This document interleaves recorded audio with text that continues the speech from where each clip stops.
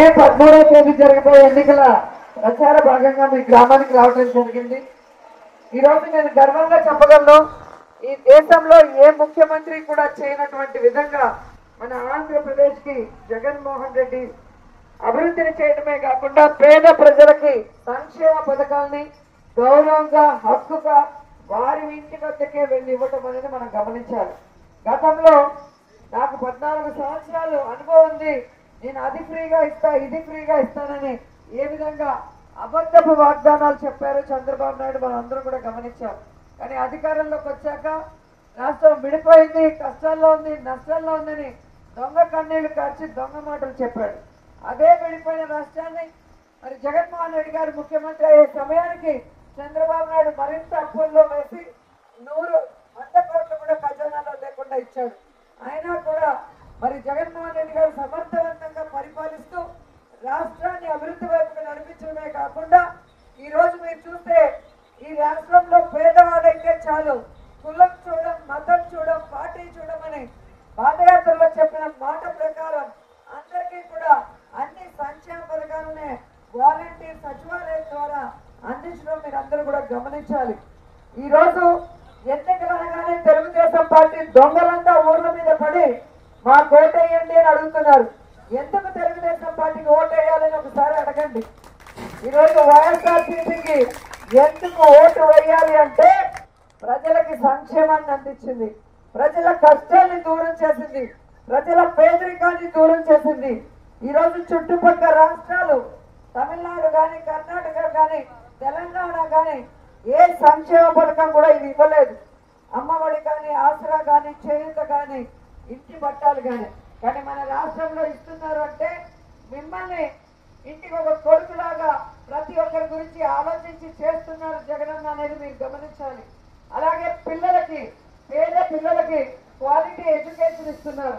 నాడు నేడు కింద స్కూల్స్ ని రెనోవేట్ చేయడమే కాకుండా ఈరోజు CBSE syllabus, English medium, Ammavodi, Aasara, Cheyutha, ఇళ్ల పట్టాలు, అలా నాడు నేడు స్కూల్స్ రెనోవేట్ చేసి ఒక క్వాలిటీ ఎడ్యుకేషన్, హాస్పిటల్స్ అన్ని రెనోవేట్ చేసి మీకు ఒక క్వాలిటీ వైద్యాన్ని అందించడం జరుగుతుంది. సో ఇలా ఏ ప్రభుత్వం కూడా చేయలేదు. మీరు తమిళనాడులో వెళ్ళి కనుక్కోండి, తెలంగాణలో వెళ్ళి కనుక్కోండి, కర్ణాటకలో వెళ్ళి కనుక్కోండి, పెన్షన్ కూడా 1000 రూపాయలు ఆఫీసుల చుట్టూ తిరిగి తీసుకోవాలి.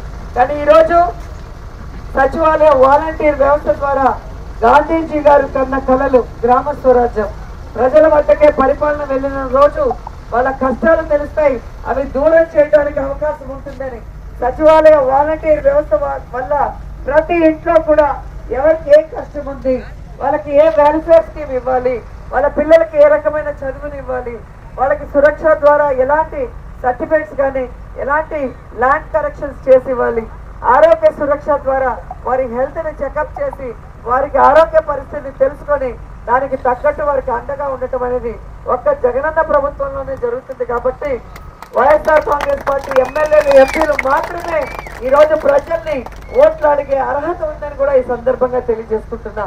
తెలుగుదేశం వాళ్ళు ఎన్నికలు వస్తే వస్తారు, ఆ తర్వాత మనుషులు కనిపిరు. ఎప్పుడు కూడా అది ఫ్రీ, ఇది ఫ్రీ అంటారు, ఆల్ ఫ్రీ బాబు, కానీ ఏమీ చేయడు. కానీ జగనన్న ఇచ్చిన ప్రతి వాగ్దానాన్ని నెరవేర్చి 2019లో ఈ మేనిఫెస్టో ఇచ్చాను, ఇది పూర్తి చేశాను, ఇప్పుడు ఈ 2024 మేనిఫెస్టో దీన్ని కూడా పూర్తి చేస్తానని చెప్పింది చేసి చేసేదే చెప్పాలి.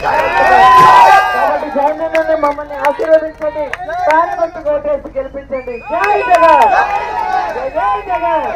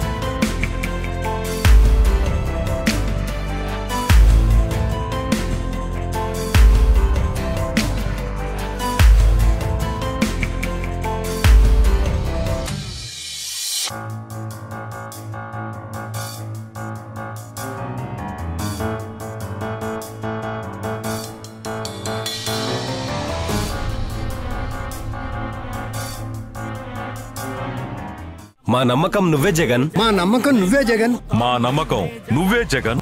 నమ్మకం నువ్వే జగన్. నమ్మకం నిన్నే జగన్.